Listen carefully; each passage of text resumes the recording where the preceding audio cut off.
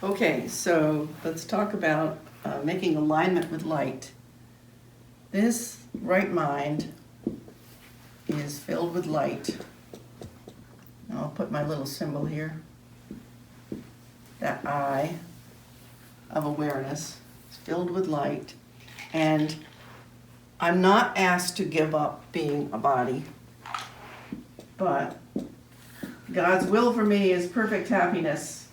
That little ego figure is not happy for sure, because this is a mind of unhappiness. So the figures that are projected out of that mind of unhappiness are going to be unhappy by definition, and it has an investment in this little self being unhappy, being unfulfilled, feeling lacking, feeling self-hatred, unworthy, and so forth. So this light that's shining, as I become aware, and it's taken me many, many years to become aware of this, that this is my central reality, is to live out of that right mind. So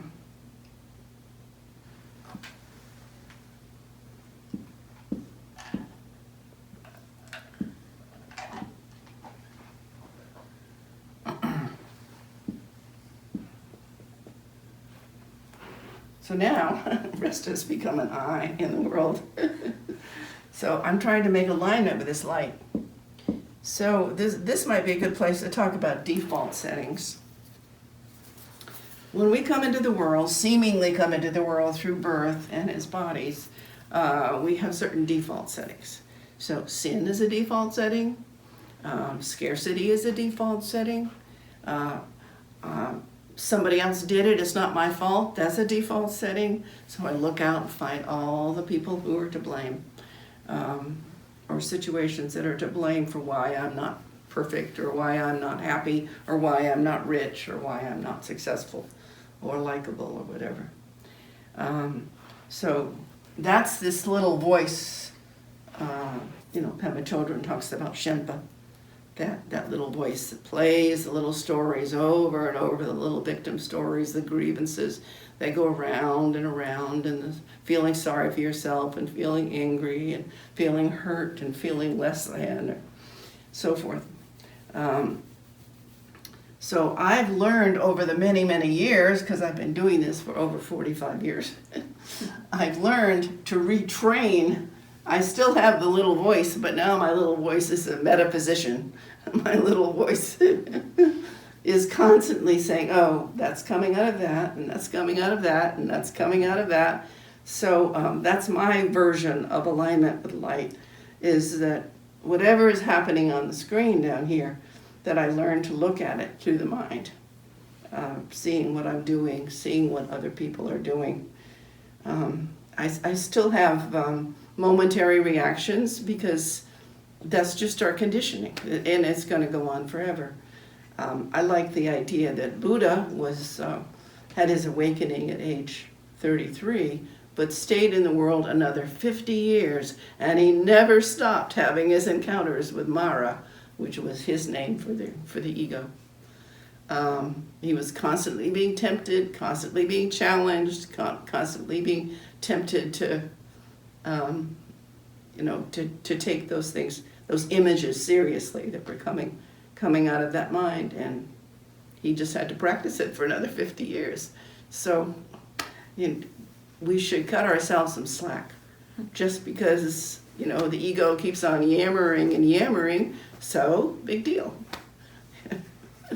You just stop giving it power by, oh no, that's that kind of thing. Or I've been such a terrible course student, I've been judging, I've been whatever. You watch the ego attacks, you watch the contractions. We were talking about that last time, about going from opening here to the light, and then you contract. Opening to the light, you contract. And you can just watch it. And it is like a birth process. And it's much easier to go through the birth process if you do it mindfully. If you're aware of what's happening, you allow yourself to contract. Oh, I guess I needed to contract because that was a wonderful light I had yesterday in meditation or whatever. or that was a wonderful reconciliation that I had with so-and-so, then we're gonna contract. Those are the kinds of defenses that go on. But there's no words that I can put to the wonderfulness of the right mind, which is available to everyone. Because we are all part of, the dreamer is one dreamer, and actually never left up here. But the dreamer is one dreamer that seems to have shattered itself into billions of little pieces, all at war with one another. But here, this missing link, which doesn't have to be missing, as soon as you become aware of it, it's not missing anymore, is there. You can take everything to it. So the Course says, don't keep secrets. I can't help you unless you bring me your secrets, your secret sins and your hidden hates. Don't. You give it power when you hide it away. And it's only by exposing that to the light in here. Look at this with me. So that's what is happening in that relationship. Look at this with me. And you begin to have experiences where you realize you are the big mind, and you kind of have compassion for this little self, whatever it's going through. And that enables you to be more kind to your little self, and more kind to the little selves of others. And there's an entrainment effect too that's really important, is that when you stay right-minded, even if it's just for a few moments when you're with other people, if you can stay in this right mind, that thought, minds are really joined, they're not really separate. That thought will reach the others who are in the conversation or relationship with you, and will remind them they have a right mind too. And sometimes you see an immediate result. Sometimes, they may have to wait before they really get it and make the turnaround. And it's none of our business whether somebody gets it in the short term or doesn't. But this is where our power is. This is where we take back our power. We gave away our power to the ego desire to be separate.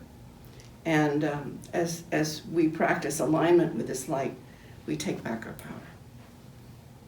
So when we have, so when we allow the light to come in and we have this expansion, and then whatever time period after that we're going to have this contraction, is this something that continues on even, no matter what level we're at with understanding everything and practicing? Sure. I mean, if Buddha had to go through it for 50 years, do we think that we're any different?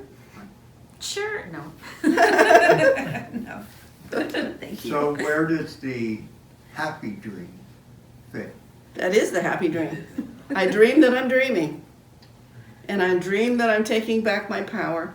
And I don't, because I'm beginning to realize I'm not a little separate entity. I'm everybody. I'm everybody in the dream.